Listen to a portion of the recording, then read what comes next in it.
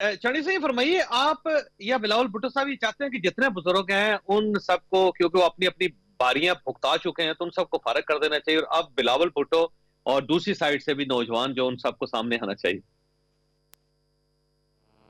मेरा ख्याल है बिलावल साहब ने जो बात की है उसको उसके असल असल रूह के मुताबिक देखना चाहिए। बिलावल साहब अपने वालिद की तो इज्जत जितनी करते वो पूरी दुनिया को पता है। ऐसा कौन सा बदनसीब बेटा होगा जो अपने बाप की इज्जत नहीं करता होगा। बिलावल साहब मौलाना साहब का बहुत बड़ा ज्यादा एहतराम करते हैं, तमाम सीनियर्स की। अब आप देखिए नवाज शरीफ साहब की कितनी इज्जत करते हैं। हाँ, बीबी भी अपने बुजुर्गों का एहतराम किया उन्होंने भी। ये एक सियासी अंदाज से गुफ्तगू की गई है जिसको गलत रंग में लिया गया है।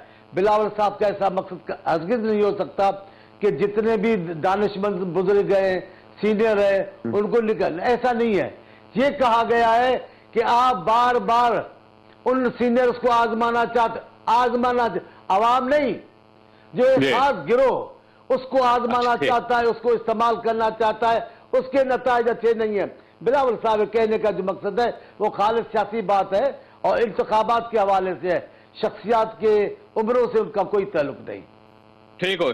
अच्छा बैरिस्टर साहब ये फरमाइए सर, ये सिर्फ बिलावल भुट्टो इस वक्त जलसे कर रहे हैं, पाकिस्तान पीपल्स पार्टी कर रही है, ना पीटीआई है मैदान में, ना पाकिस्तान मुस्लिम लीग नून है। मुस्लिम लीग नून तो जाहिर है किसी और लेवल पे जाके वो पॉलिटिक्स करने की कोशिश कर रहे हैं। आज तो जाहिर है मियां नवाज शरीफ साहब अदालत भी गए, और ऐसे लगता है कि जैसे इलेक्शन लड़ने की उनको भरपूर इजाजत दे दी जाएगी और मौका भी मिलेगा उन्हें प्राइम मिनिस्टर बनने का। अब पाकिस्तान तहरीक इंसाफ जो है वो जाहिर है कुछ तो क्यादत आपकी गायब हो चुकी है, जो है वो भी जलसे नहीं कर रही। अब शायद आपने अनाउंसमेंट की है जलसों की, तो आप मैदान में क्यों नहीं उतर रहे सर? सोई साहब आप सही फरमा रहे हैं। उसके लिए जो देखे नवाज शरीफ साहब के लिए तो राह मार की जा रही है और उसके लिए तो स्टेज बनाया जा रहा है, और उसने तो ऐलान भी किया हुआ कि हमारी बात हो चुकी है, और वो तो ऐलान कर रहे हैं कि जी हमारे से 120 से लेके 125 तक सीटें भी मिल रही है, और एक लीडर ये भी कह रहा है कि आवाम को यकीन भी हो गया कि वो प्राइम मिनिस्टर बन के आएंगे। देखिए ये तो बिल्कुल है, हमारा तो कंसर्न हमेशा से रहा है, और पहले दिन से हमने कहा कि लेवल प्लेइंग फील्ड होनी चाहिए, और बाकी हमारा ये तो राइट है। लेकिन हमने इलेक्शन कमीशन को भी कहा, हमारी चार्टर ऑफ डिमांड में भी दिया, फिर मीटिंग भी कर ली, सबको किया, अदालत भी जा चुके हैं, पेशावर हाईकोर्ट ने ऑर्डर भी कर लिया, आज भी एक अच्छा ऑर्डर हुआ है। पेशावर हाईकोर्ट के ऑर्डर के बावजूद जब मानसहरा में पार्टी के वर्कर कन्वेंशन के लिए जा रहे थे तो उनके घर से वहां से कुर्सियां उठाई गई। तो हमारे लिए तो हर रास्ता वो बंद किए जा रहे हैं, वो अगर वर्करों को हरासा भी कर रहे हैं। तो अगर आप पॉलिटिकल वर्कर्स को पार्टिसिपेट करने नहीं देंगे तो फ्री एंड फेयर इलेक्शन कहां होंगे? और ये बड़े क्रिटिकल इलेक्शन है। अगर आप उनके कैडर लोगों को वहां वोट जाने नहीं दे रहे, उनके पार्टिसिपेट करने नहीं दे रहे, उनको राय का इजहार नहीं करने देंगे, तो दुनिया कैसे यकीन करेगी कि आप इलेक्शन करेंगे? तो यही वाली बात होगी, एक वजीर आजम होगा दूसरा धरना देगा, एक वजीर आजम होगा तो दूसरे अवाम खुद निकल के बाहर आएगी।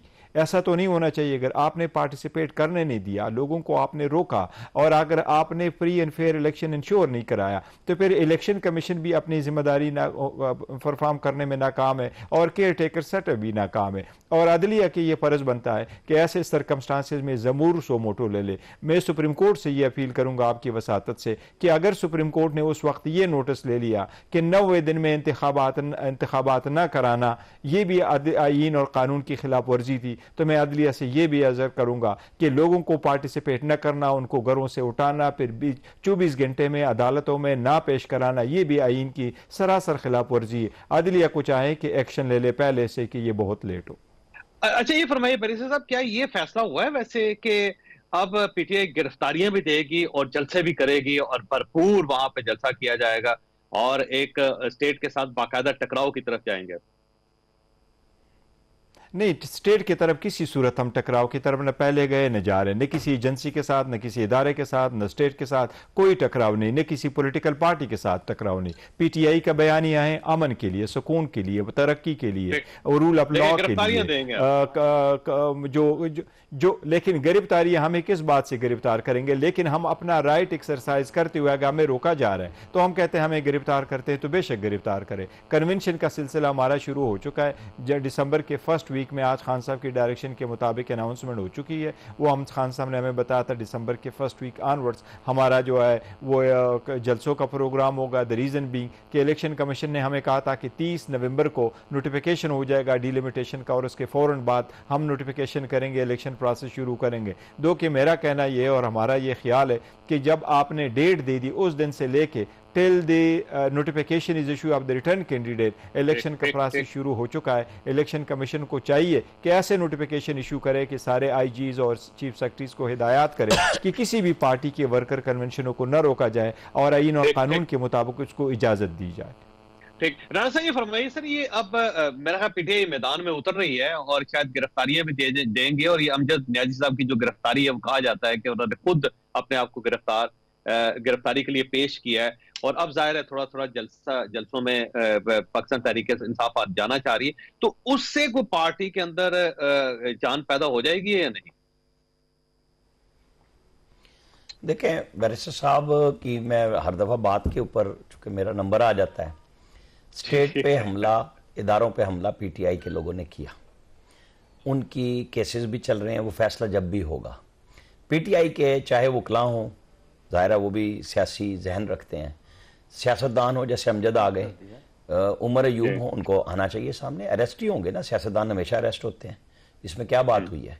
तो ये इन्होंने पहले तो खौफ का आलम अपने चेयरमैन पे तारी किया, उन्होंने तारी किया, वो घर बैठे रहे और लोगों को आगे कर दिया। आज ये ओपन होने के लिए इनका वक्त है, अपने लोगों को सियासी जमातों की तरफ भेजें। ये जो इस्टेब्लिशमेंट से बातचीत करने का काम है ना, वो नहीं होना, इनके वकला जाएं, लीडरशिप आए, जमानतें होंगी, ये अदालत से आज भी इंसाफ मिला इन्हें। मेरा ख्याल है पॉलिटिकल लड़ाई को पॉलिटिकल सतह पे लड़ें और जहां गलती हो चुकी है उसको माफ़ी मांग के अगला रास्ता लें, तो सियासत मौजूद है। और चीफ इलेक्शन कमिश्नर ने जो बात कही थी वो ये थी कि जिस दिन हम शेड्यूल देंगे उस दिन हम लेवल प्लेइंग फील्ड के लिए जिम्मेदार भी होंगे, और वो ज़रूर सिकंदर सुल्तान राजा करेंगे, ये मुझे यकीन है, जिस तरह की वो शख्सियत हैं। तो 30 नवंबर को डिलिमिटेशन आएंगे और 5 या 6 को वो इलेक्शन शेड्यूल दे देंगे और 15-16 दिसंबर को या 17 को कागजात नामजदगी लेने शुरू कर देंगे। तो पीपल्स पार्टी ने रास्ता ले लिया, सारे पाकिस्तान में वो जलसे बिलावल साहब कर रहे हैं, पीएमएलएन पॉलिटिकल राब्ते कर रही है, सारे पाकिस्तान में कर रही है, माहौल अभी बनना शुरू होगा, अभी राब्ते शुरू हुए हैं, अदालतें भी फैसले करेंगी, लेकिन उसमें अपने लोगों को, इनको जो सोशल मीडिया ट्रोलिंग है ना, उसके ऊपर जब तक ये नहीं रोकेंगे इनके लिए मसाइल आएंगे। इनकी क़यादत उनके जो ट्रोलिंग है, जो बदजुबानी है, उसको रीपोस्ट करती है और उसका हिस्सा बनती है कि ये बहुत अच्छा काम है, लाइक करते हैं। ये इनको थोड़ा सा अपने घर को इन ऑर्डर करना होगा, मेरा ख्याल है रास्ता मिलेगा इन्हें। ठीक, अब एक सवाल आपके पास छोड़ के जा रहा हूँ, ब्रेक मैंने लेनी है।